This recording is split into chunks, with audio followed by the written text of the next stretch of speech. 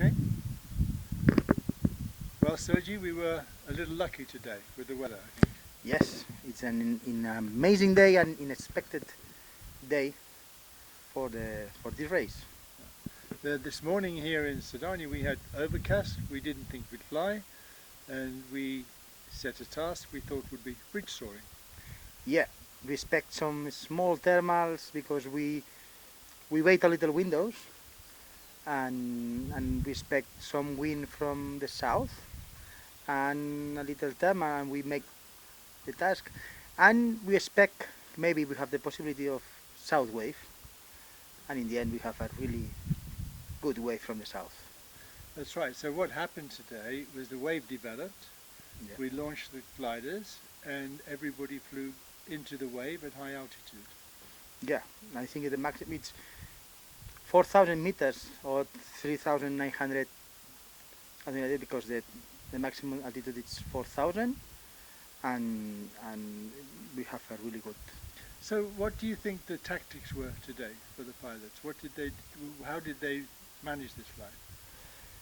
I think all the pilots of them of here, he knows that if we have wave conditions, he needs to stay in the wave Yeah. because and the pilots that is in the wave, he make a really amazing race speed.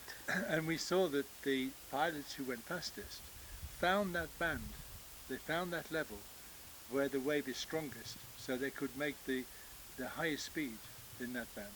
Yes, yes. It's clear in the retransmission. All the pilots that is a little low, he don't not really fast. And pilots like Buderlik or Christoph Rusch that they stay all the time in 3,000 meters, 3,300, he go really fast. Because we watched all of the race and we could see that some of the pilots hadn't really worked out the right tactics before they started. Yeah, I think it's some pilot when he start he go a little more right for to reach the first point, and he keep the altitude for to stay in the wave. The other ones go directly to the point, he lose altitude, and it's more difficult for them to stay in the wave. And of course we watched poor Mike in 5-7. He fell out of the wave because he was pushing a little too hard. Yeah, yeah. It's after the Rabasa point. Here I a little low, and he pushed because I think that he know that the Pesci is in front of him, and he lose the wave, and it's not possible for him to arrive to Puigcerdà, and he land Yeah. in the airfield. And of course, it's difficult for people to imagine the difference between being in the wave and out of the wave. Oh, it's absolutely and completely different. If you are in the wave, you are 3,000 meters, something like this, climbing at maybe 160 kilometers per hour, in the laminar, and push, no problem. And when you are under the laminar, it's turbulent, you take really big cliffs, and it's more complicated. And of course, the important thing is when you fall out, very difficult to get back in quickly. Yes, you spend time, and you can see in the race. But of course, I think that the really important thing today was the tactics of Christoph and Louis, because they chose to do a different start, and they started slower, they stayed longer in the wave, they went higher into the first turning point.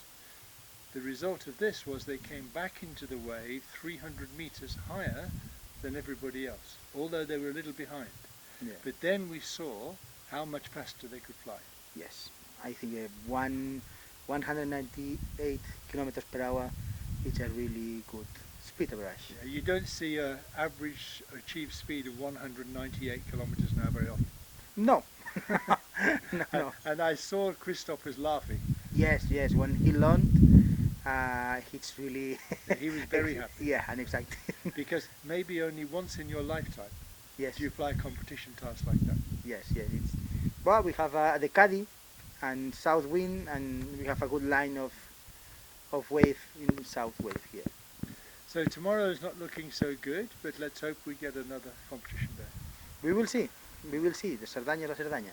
Okay, so join us tomorrow on sgp.aero and we'll see what we can do. Okay, see you tomorrow. Thanks.